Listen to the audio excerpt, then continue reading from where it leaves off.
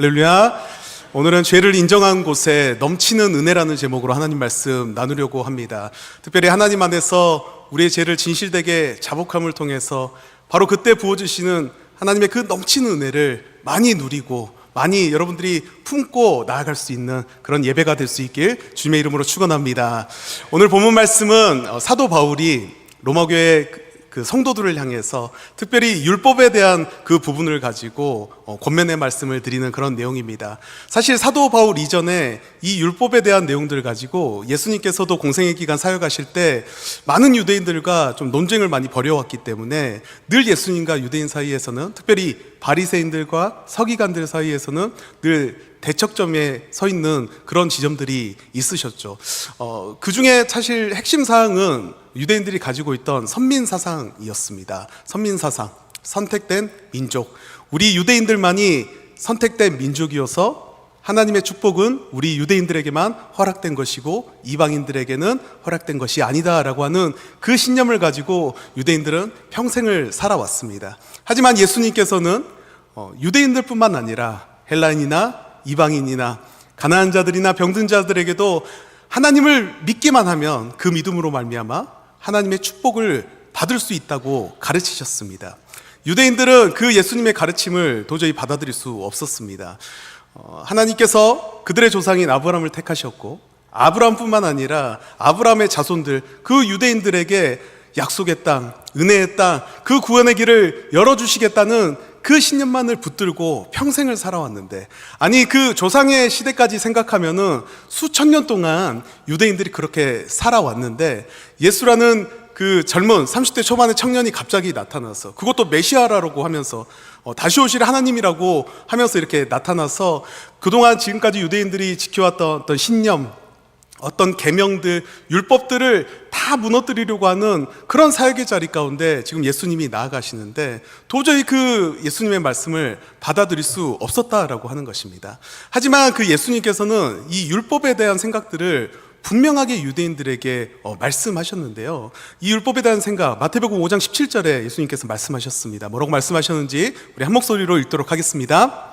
내가 율법이나 선지자를 폐하러 온 줄로 생각하지 말라. 폐하러 온 것이 아니요 완전하게 하려 함이라. 아멘. 내가 지금 율법주의에 빠진 너희들에게 그렇게 하지 말라라고 많은 말들을 해왔는데 너희들이 그토록 소중하게 생각하는 그 율법을 폐하러 온 것이 아니라, 내가 그 율법을 없애려고 너희들에게 그렇게 이야기하는 것이 아니라 완전하게 하겠다고.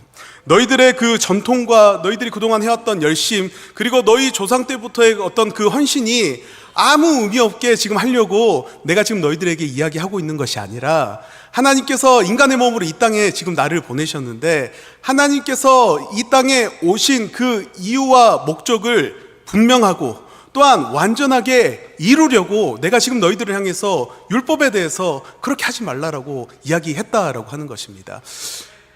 예수 그리스도께서 이렇게 진정한 마음으로 유대인들을 향해서 말했고 그 하나님의 마음을 전했음에도 불구하고 유대인들은 그 하나님의 마음을 받아들이지 못하고 그들이 했던 선택이 무엇입니까?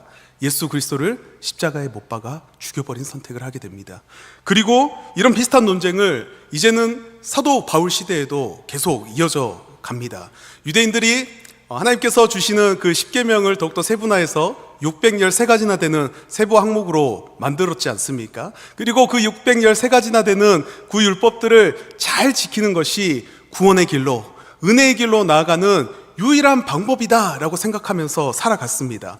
하지만 그 어떤 유대인들보다도 그 613가지나 되는 율법을 잘 지켜오며 살았던 사도 바울이, 어떻게 보면 사도 바울은 유대인들 중에 엘리트 코스를 밟은 사람 아닙니까? 얼마나 철저하게 지켜왔을 그 사도 바울이 예수님을 만나 회심해서 그 전에 예수님께서 유대인들 향해서 말씀하셨던 것처럼 오늘 다시 한번 율법에 대해서 다시 한번 말씀하고 있는 것입니다. 그 말씀이 오늘 본문인데요, 19절 20절 말씀 뭐라고 말씀하시는지 우리 한 목소리를 읽어보도록 하겠습니다. 우리가 알거니와 율법이 말하는 바는 율법 아래에 있는 자들에게 말하는 것이니 이는 모든 입을 막고 온 세상으로 하나님의 심판 아래에 있게 하려 함이라. 그러므로 율법의 행위로 그의 앞에 의롭다 하심을 얻을 육체가 없나니 율법으로는 죄를 깨달음이니라. 아멘. 사도 바울은 너희들이 지금 구원을 받기 위해서 그 지키고 있는 그 율법만으로는 너희들이 구원의 길로 나아갈 수 있는 것이 아니라 너희들의 죄만을 깨달을 뿐이다 라고 이야기하고 있습니다. 지금 이렇게 말하는 이유가 무엇입니까? 그냥 단순합니다. 지금 너희들이 하고 있는 신앙생활이 옳은 방향으로 나아가고 있지 않다라는 것을 지금 이야기하고 있는 거예요. 그렇다면 사도 바울은 여러분 어쩌면 유대인들도 나름대로 최선을 다해서 정말 열심히 어떻게든 하나라도 더 율법을 지키면서 살아가기 위해서 노력하고 있지 않았겠습니까? 그런데 그 열심히 노력하고 있는 그 유대인들을 향해서 왜 너희들이 잘못된 방향으로 나아가고 있는지, 왜 너희들이 똑바로 살아가야 되는지라고 이야기했을까요? 여러분 그것을 알기 위해서는 하나님께서 유대인들에게 처음 율법, 그 계명을 주셨던 그 시점으로 우리가 돌아가야 되는데요. 하나님께서 그 모세를 통해서 이스라엘 백성들에게 10계명을 주시면서 이렇게 말씀하시는데요. 출애굽기 20장 6절 말씀 함께 읽어보도록 하겠습니다. 함께 읽습니다. 나를 사랑하고 나의 계명을 지키는 자에게는 천대까지 은혜를 베푸느니라. 아멘.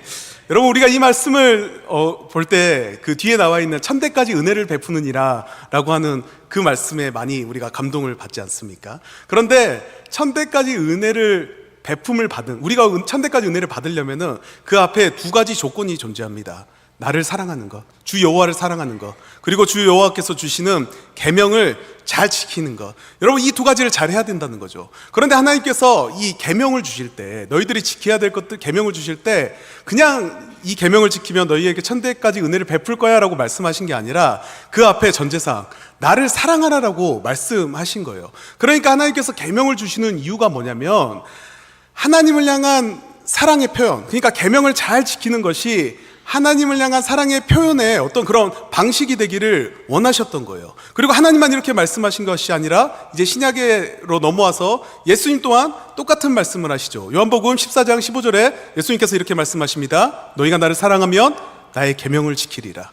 그리고 요한일서 5장 3절에 이제 하나님을 사랑하는 것이 어떤 것인가를 말씀하시면서 더욱더 심화되어서 말씀하시는데요. 우리 한 목소리로 요한일서 5장 3절 말씀 함께 읽도록 하겠습니다. 하나님을 사랑하는 것은 이것이니 우리가 그의 계명을 지키는 것이라. 그의 계명들은 무거운 것이 아니로다. 아멘. 자, 지금 사랑을 강조하셨던 예수님만 신약시대에 이렇게 말씀하신 것이 아니라 하나님께서 유대인들에게, 이스라엘 백성들에게 처음 계명, 그 율법을 주시면서 하셨던 말씀이, 강조하셨던 것이 이 하나님을 향한 사랑이다라고 하는 것입니다. 이 하나님을 향한 그 사랑의 표현으로 이 율법을 잘 지켜왔다면 613가지보다 그 10배인 6130가지여도 이 율법을 지키는 것이 우리 아까 읽었던 것처럼 무거운 것이 아닐 건데 이 유대인들 마음 가운데 하나님을 향한 사랑이 없었다는 거예요. 그저 행위만 남은 채 하나님을 향한 그 사랑을 표현하는 도구가 돼야 될 이 율법이 정말 잘 지켜나가면서 어느 날 율법을 못 지켰을 때 나는 이것도 못 지키는구나, 나 자신을 향해서 늘 자책감만 얻게 되는 그런 율법이었고요. 그리고 남을 향해서는 저것도 못 지키냐며 비판하고 정죄했던 그런 악한 도구로 이 율법이 활용되고 있었다라고 하는 것입니다. 여러분 한번 생각해 보시기 바랍니다.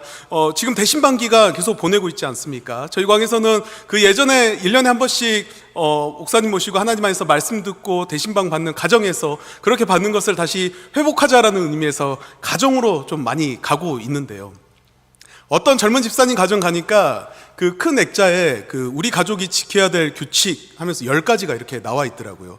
그래서 제가 그 10가지를 다 읽었습니다. 1번부터 10번까지 다 읽으면서 그 집사님이 딱 이렇게 오시는데 제가 집사님에게 집사님 저는 이 집에서는 못 살 것 같아요, 제가 이렇게 말씀을 드렸어요. 그러니까 그 집사님도 웃으시면서 목사님 우리도 이거 다 못 지켜요 뭐 이렇게 말씀하시더라고요. 물론 저희 가정 안에서도 지켜야 될 어떤 규칙들이 좀 있습니다. 그런데 다 지키지 못하는 것이 우리들의 모습이다라고 하는 거예요. 그런데 10가지 20가지도 다 지키지 못하는 게 우리들의 모습인데 613가지나 되는 그 규칙들을, 그 율법들을 지키느라고 얼마나 자기 자신을 피곤하게 했을 것이며 그저 남들보다 몇 가지 더 잘 지키고 있으면서 나보다 더 율법을 잘 지키지 못하는 사람을 바라보면서 얼마나 어리석게 그 사람들을 바라봤겠냐라고 하는 것입니다. 그래서 사도 바울이 지금 오늘 말씀을 통해서 너희들이 지키고 있는 그 율법은 그 하나님의 길로, 하나님께서 허락하시는 그 구원의 길로 인도하는 그런 도구가 아니라 다만 너희들의 죄를 깨달을 뿐이다 라고 지금 사도 바울이 이야기하고 있는 것입니다. 왜요? 그 율법을 지키는 그 행위 안에 사랑이 없었기 때문에. 자, 여기까지는 우리가 그동안 신앙생활하면서 늘 들어왔던 그런 말씀인 거죠. 여러분, 그 사랑 한번 생각해 보시기 바랍니다. 여러분, 젊었을 때 그 연애하던 시절, 그 뜨겁게 사랑하던 시절 기억하십니까? 그때 진짜 저도 결혼한 지 이제 10년 좀 안 됐는데 그때가 막 생각이 납니다. 사랑하는 아내와 데이트를 하면서 일할 때 2시간, 3시간 운전하면은 너무나 피곤한데 아내랑 근교에 뭐 이렇게 2시간, 3시간 운전하면서 가도 10분, 20분처럼 느껴지던 그때 이제 거기 가서 이제 돌아오는 길에 분명히 여기 이제 돌아오는 길에 우리 집이 있는데 아내랑 저랑 그 집 거리가 한 차로 3, 40분 되는 거리예요. 여기서 내리면 내 몸은 편할 건데 그 3, 40분 되는 거리라도 같이 있고 싶어서 집을 데려다 주면서 여러분 남녀 사이에 그 암묵적인 그런 룰들, 규칙들이 있잖아요. 뭐 남자가 여자를 데려다 줘야 된다든지 뭐 힘을 남자들이 잘 뭐 써야 된다든지 에스코트를 잘 해줘야 된다든지 데이트할 때 운전을 남자가 해야 된다고 하든지 요즘 젊은 친구들한테 이런 말 하면은 난리가 났는데 저희는 40대니까 저 나이 연절이 이상에는 늘 그런 것들이 있었다라고 하는 거죠. 그런데 그 집에 데려다 주면서 그 시간이 너무나 좋고 행복하고 그리고 이제 겨우 이제 헤어지기 싫은데 겨우겨우 헤어져 가면서 안녕하고 이제 집에 가려고 하는데 집에 가려고 할 때 전화가 다시 옵니다. 아내에게. 그러면서 무슨 일이냐고 차에 뭐 놓고 내린 거 아니냐고 라고 물어봤을 때 아니라고 잘 들어가고 있는지 궁금해서 전화했다고. 생각만 해도 너무 설렙니다, 여러분. 여러분들은 기억 안 나시죠? 그런데 만약에 여러분 그 안에 만약 사랑이 없다라고 생각한다 보면은 너무나 많이 돌아가는 그 차 운전 거리 그리고 2시간, 3시간 운전하는 그것들이 내게 너무나 무겁게 다가온다라고 하는 거예요. 마침 제가 내일 어린이날이어서 그 판교에 있는 티니핑 월드라는 곳을 가요. 많이 모르시겠지만은 젊은 부모님들은 많이 아실 거예요. 이제 캐치 티니핑이라는 그 캐릭터를 저희 딸이 너무 좋아해서 티니핑 월드라는 곳을 가는데 제가 이제 판교를 찍어보니까 한 40km 정도 나오더라고요. 제가 개인적으로 사람 많은 곳을 교회 빼고는 다 싫어합니다.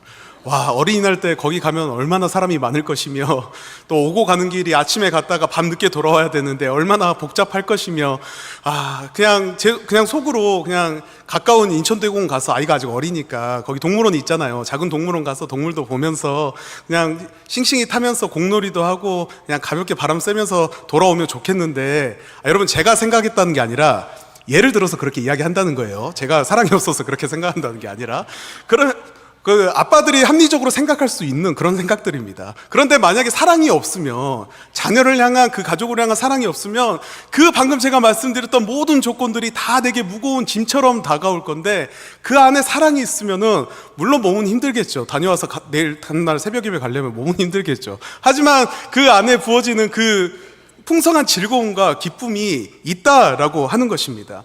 여러분 제가 예전에 어떤 예배에서 소개해드린 그런 예화인데요. 아주 유명한 예화입니다. 존 메가더 목사님께서 쓰신 굳게 서라라는 책에 나와 있는 그런 예화인데요. 한 남편이 아내에게 편지를 썼습니다. 아내에게 내용이 이렇습니다. 이 편지를 받을 당신이 어떤 마음인지 모르겠지만 난 이제 더 이상 당신을 사랑하지 않아. 하지만 걱정하지 않았으면 좋겠어. 내가 그 전처럼 돈도 열심히 다 벌어다 줄 거고 그리고 우리 함께 잠도 자고 함께 식사도 같이 할 거야.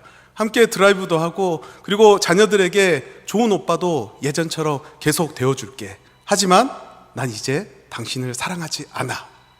편지 내용이 이렇습니다. 여러분 이 편지를 받았을 그 아내의 마음이 얼마나 비참했겠습니까?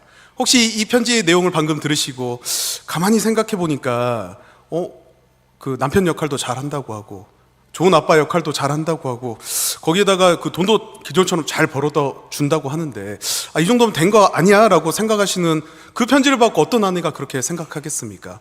혹시 그렇게 생각하시나요? 아니 목사님 그 결혼한 지 30년, 40년 되면, 30년 넘으면, 목사님이야 안 그렇겠지만은, 그 정도면 된 것 아닙니까? 이제 의리로 사는데, 무슨 사랑이 중요합니까? 자기 역할 잘 하겠다고 하는데. 여러분들 지금 제가 방금 이렇게 말씀드리는데 막 많이 웃으세요. 여러분 마음 가운데 정말 그렇게 생각하실까봐 제가 너무나 두렵습니다, 여러분. 인상을 팍팍 써주시고 설교를 들어주셨으면 좋겠어요. 그런데 이렇게 저렇게 우리가 말을 할 수 있지만, 그 편지 앞에서 아내가 충격을 받은 부분은 이제 나는 당신을 더 이상 사랑하지 않아 라는 내용이다라는 거죠. 여러분, 하나님을 향해서 우리도 똑같이 그럴 때가 있다라고 하는 겁니다. 하나님, 저는 이제 하나님을 더 이상 사랑하지 않아요. 하지만 하나님 걱정하지 않으셨으면 좋겠어요. 그동안 주일 성수 제가 잘 해왔잖아요. 주일 예배 그 전처럼 잘 드릴 거예요. 하나님 걱정하지 마세요. 헌금 생활도 잘 할게요. 하나님 걱정하지 마시라니까요. 제가 교회에서 봉사하는 거 얼마나 좋아하는데요. 봉사도 이 전처럼 더 잘할 겁니다. 하지만 하나님, 더 이상 저에게 이 이상의 사랑은 바라지 않으셨으면 좋겠어요. 제 사랑은 딱 여기까지입니다 라고 하는 우리들의 고백. 여러분, 혹시 지금 우리 신앙의 상황이 이런 것은 아닙니까?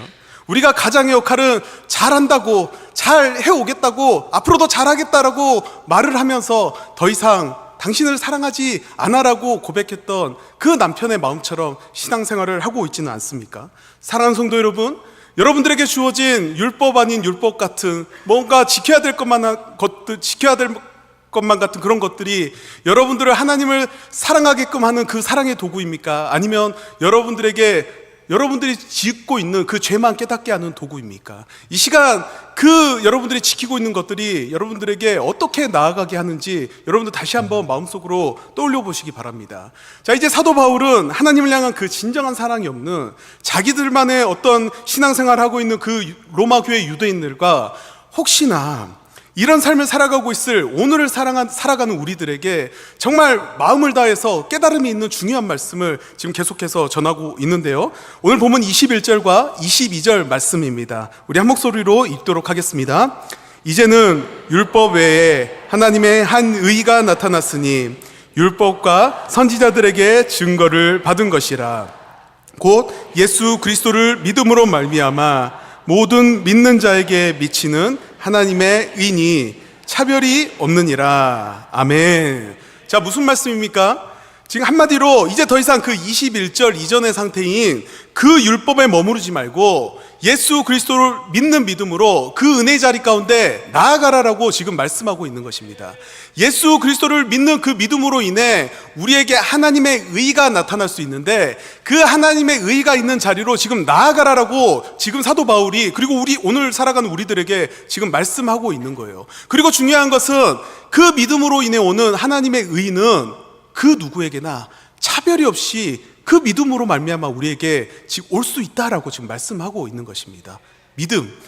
여러분, 이 믿음이라는 것이 어찌 보면 정말 쉬운 것 같은데 때로는 너무나 어렵게 느껴지는 것 같습니다. 그렇기 때문에 우리 아까 찬양대가 찬양했지만 우리가 그 마태복음 19장에 그 예수님께서 어린아이에게 천국이 있다라고 말씀하지 않았습니까? 그래서 우리가 그 말씀들을 들으면서 어린아이와 같은 그 믿음이 우리에게 있어야 된다라고 얼마나 많은 말씀들을 들어왔습니까? 우리가 그렇게 애쓰고 몸부림치고 치열하게 신앙생활을 해야지만 우리에게 겨우 조금 보일 것 같은 그 천국이 그 아이들에게는 주일날 교회 와서 설교 말씀을 제대로 듣고 있는 건지, 찬양을 한다고 하는데 그 찬양의 가사가 어떤 의미인지 아는 건지, 그냥 그저 간식 줄 때 제일 행복해 보이는 그 아이들에게 천국이 있다고 말씀하시는 그 예수님의 말씀. 여러분, 지금 예수님의 이 말씀이 지금 빈말이 아니거든요. 우리의 길이요 진리요 생명이신 그 전능하신 하나님께서 어린아이에게 천국이 있다라고 말씀하셨다면 정말 그 어린아이에게 허락된 것이 천국이다라고 하는 거예요. 그런데 예수님께서 왜 그렇게 말씀하셨는지 우리 대부분 알지 않습니까? 저희 딸이 6살인데 제가 막 목마도 태워주고 힘도 막 번쩍번쩍 쓰고 이렇게 들어주고 이런 것들을 하니까 저희 아이는 세상에서 제일 제가 힘이 센 줄 알아요. 다른 사람들은 아이를 향해서 힘 안 써주잖아요. 아빠만 이렇게 힘 써주잖아요. 제일 힘 센 줄 아는데 여러분 다 아시지 않습니까? 제가 세상에서 제일 힘이 셉니까? 지금 이 자리에도 저보다 힘 세신 분들이 얼마나 많겠어요. 그냥 아이들은 그냥 보는 그대로 있는 그대로 그냥 믿는다는 거예요. 여러분, 우리가 아이들에 비해서 100가지가 있다면은 100을 알고 있다면은 아이들이 한 가지만 알고 있다 칩시다. 그러면은 여러분, 우리 어른들의 입장에서는 아이들이 단 일밖에 모르고 있네 라고 우리가 생각할지 모르겠지만, 그 아이들이 알고 있는 그 일은 그냥 내 머리로만 알고 있는 일이 아니라 그냥 전적으로 100% 신뢰, 100%그 믿음이 들어가 있는 그 알미거든요. 그래서 그 주님께서 그 알고 있는 단 한 가지, 그 단순하게 있는 그대로 믿으면 그 주님께서 보실 때 그 단 하나의 믿음을 100으로, 아니 그 100 이상으로 주님께서 지금 바라본다라고 말씀하시는 것이고, 자, 그런 믿음의 원리가 이 아이들에게 적용이 된다라고 하는 거예요. 그러나 우리는 세상의 어떤 가치에 계속 노출되어서 살아보니까 뭔가 속이기도 하고 속아보기도 하고, 그리고 사기를 당하고 뒤통수를 맞아가면서 수많은 상처들을 삶을 살아가면서 받고 살아가다 보니까 사람들을 그냥 보이는 그대로, 있는 그대로 믿으면 안 되겠구나라고 하는 그런 삶의 자리에서 늘 살아왔다라고 하는 거예요. 여러분, 그런데 그런 삶을 유대인들도 그렇게 살아왔고요. 그래서 그 유대인들의 그 복잡한 생각의 구조를 파헤치시면서 단순한 진리의 길로, 정말 단순한 사랑의 길로 인도하시려고 그렇게 사역을 열심히 하면서 때로는 호통도 치셨다고 뭐라고도 하셨다가 사랑으로 안아도 주셨다가 이렇게 사역을 하시다가 갑자기 어린아이들을 보는데 그 아이들이 너무나 단순한 거예요. 그리고 주님도 그때 아신 겁니다.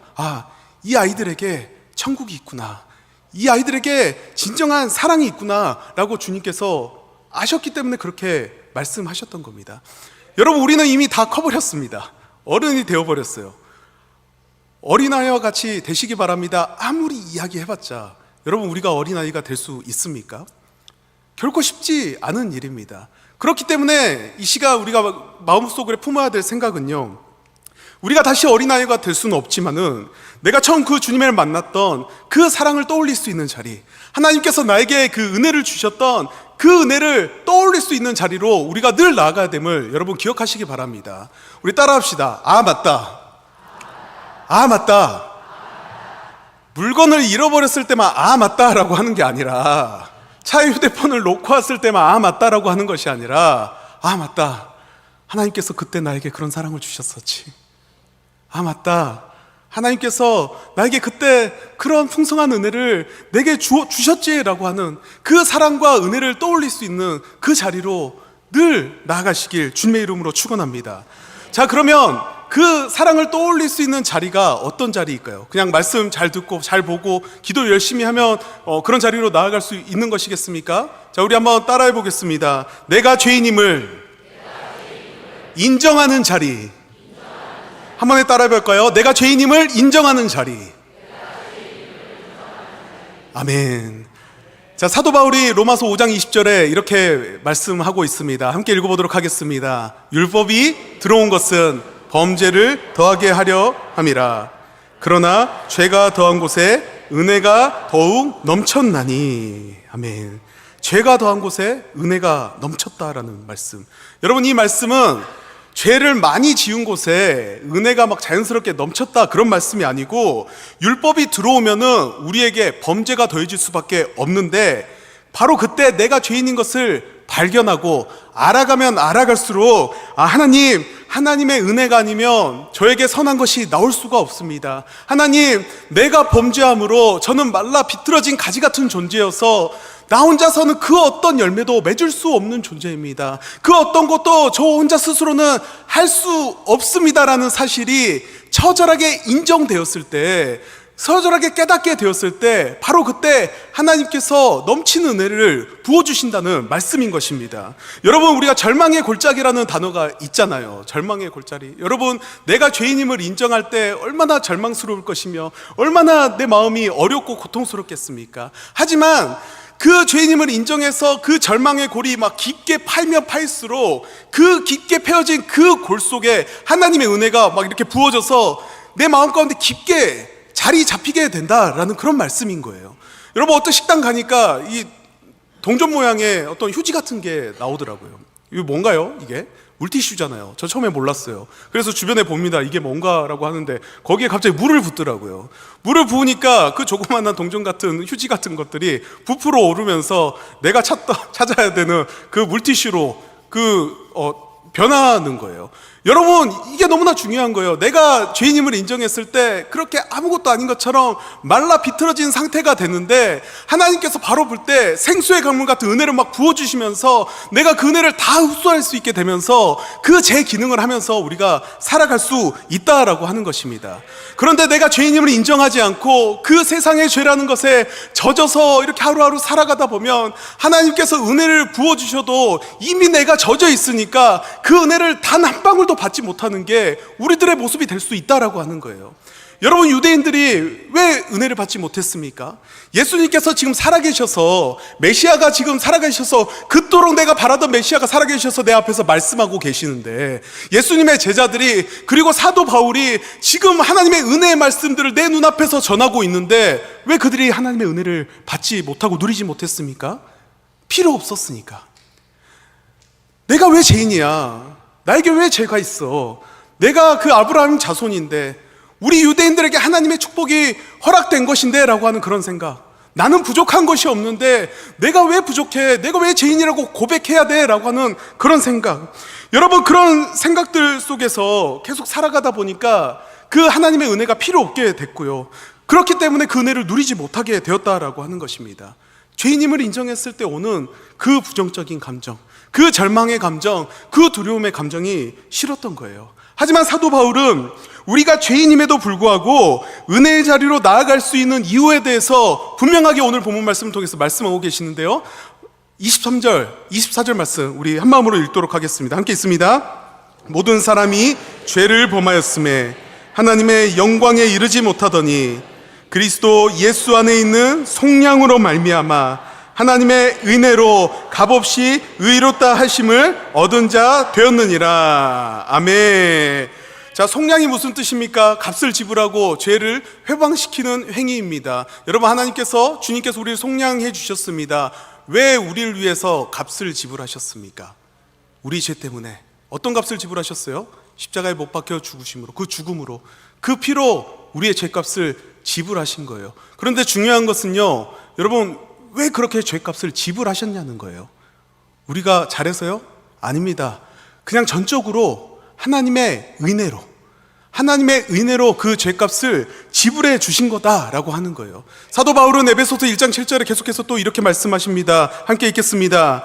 우리는 그리스도 안에서 그의 은혜의 풍성함을 따라 그의 피로 말미암아 속량 곧 죄사함을 받았느니라. 아멘. 그리스도 예수 안에서 그 은혜의 풍성함을 따라 주 예수 그리스도께서 그 풍성한 그 은혜를 우리에게 주시려고, 우리에게 그 은혜를 부어주시려고 우리를 속량, 죄를 사하여 주셨다는 그 말씀. 여러분, 이 말씀이 우리가 너무나 죄인이지만, 우리가 죄인일 때 너무나 절망스럽고 고통스럽지만 그럼에도 불구하고 넘치는 은혜의 자리로 나아갈 수 있는 그 이유입니다. 오늘 하나님께서 그 넘치는 은혜의 자리로 여러분들을 인도하실 줄 믿습니다. 철저히 내 마음 가운데 그 죄인임을 인정하고 주님 앞에 나아가시길 소망합니다. 우리가 어린아이와 같은 믿음을 가질 수 없을지라도 처음 하나님께서 주셨던 그 사랑의 자리, 처음 여러분들에게 주셨던 그 은혜의 자리로 나아가기 위해서 철저히 여러분들의 그 죄를 인정하면서 하나님 앞에 마음을 다해서 나아가시길 주님의 이름으로 축원합니다. 자, 이제 말씀을 마치면서요, 제가 2주 전에 우리가 세례식이 있지 않았습니까? 제가 세례 교육을 하고 있는데, 그 세례 교육을 하면서 저랑 이제 교육을 받으면 신앙 고백문이라는 걸 제출을 해야 돼요. 다들 이제 나이 드시고 그리고 막 일일이 손으로 쓰려고 하니까 별로 안 좋아하시더라고요. 근데 신앙 고백문을 써야 되는데, 제가 한 성도님의 신앙 고백문을 그분의 가정에 동의를 구해서 제가 한번 읽어드리려고 합니다. 그 성도님은 첫 주차에, 저희가 2주 교육을 하는데 첫 주차에 교육에 나오지 못했어요. 시간 공지를 잘못 알고 있으셨던 거예요. 그런데 그분 아내 되시는 집사님께서 저를 찾아오셔서, 목사님, 이번에 제 남편이 꼭 세례를 받아야 된다고, 받아야 될 분명한 이유가 있다라고 그렇게 말씀을 하시더라고요. 그런데 교육을 2번을 받아야 되는데, 그러면은, 제가 너무 간절하게 말씀하시니까, 그러면은 다음 주에 또 세례 교육이 있는데 다음 주 그 교육하기 전에 저를 먼저 만나셔서 1대1로 교육을 좀 하자라고 제가 말씀을 드렸어요. 참 좋은 목회자 아닙니까?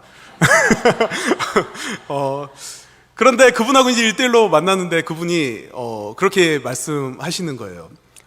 평생 불자 생활을 했대요. 수십 년 동안 그 불교를 다니면서 생활을 하셨고요. 여러분, 저는 그때 알았습니다. 이게 교회 청년부에만 청년회장이 있는 것이 아니고 그 불교에도 청년회장이 있더라고요.